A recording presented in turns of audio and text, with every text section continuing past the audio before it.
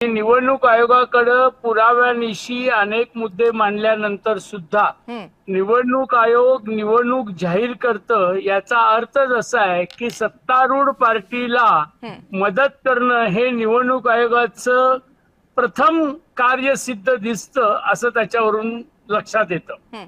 कविताजी, एकच मुद्दा मी आपल्याला सांगतो की आज त्यांनी म्हणजे दुबार मतदाराचा मुद्दा मांडला. मला तुम्ही सांगा, जर एक नगर परिषद आहे मलकापूर, तिथं दुबार मतदान एक आहे आणि कोल्हापूर महानगरपालिकेमध्ये तेच नाव आहे, हे कसं तुम्ही लोकेट करणार? तो कोल्हापूर महापालिकेलाही मतदान करणार आणि त्या मलकापूर नगर परिषदेलाही तो मतदान करणार. कारण इन मलकापूर मधले तुम्ही दुबार मतं काढू शकता, पण मलकापूर सोडून अन्य ठिकाणी आहे, त्याचं काय करणार?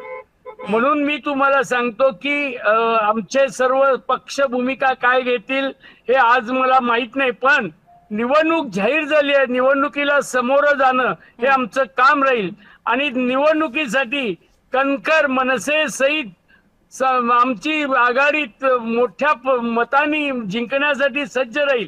या मोर्चामुळे त्याच्यामुळे एक झालंय, बोगस मतदान आणि दुबार मतदान हे करायला येण्याचं धाडस करणार नाही. कारण आता आम्हाला चेहरे माहीत झालेले आहेत, ते आले तर आमचे कार्यकर्ते त्यांना अटकाव करतील, कायद्याने अटकाव करतील. आणि मला असं वाटतं की बोगस मतदान आणि हे दुबार मतदान जर थांबलं तर या महाराष्ट्रामध्ये महाविकास आघाडीचं चित्र हे वेगळं असेल, असं माझं मत आहे.